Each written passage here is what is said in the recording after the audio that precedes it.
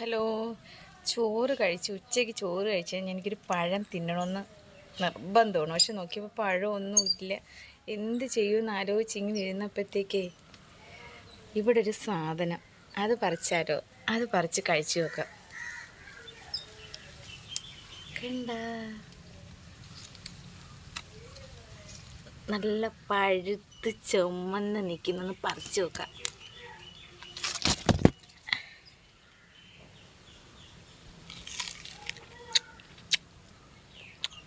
ഇതെന്തെന്ന് മനസ്സിലായാ?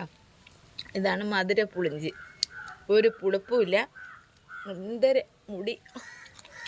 മധുരം കഴിവൊന്നും ചെയ്തില്ല, പറിച്ച ഉടനെ കഴിച്ച്. എന്തൊരു മധുരം. ഇതാണ് മധുര പുളിഞ്ചി. ഞാൻ മുമ്പ് വീഡിയോയിൽ കാണിച്ചിട്ടുണ്ടായിരുന്നു.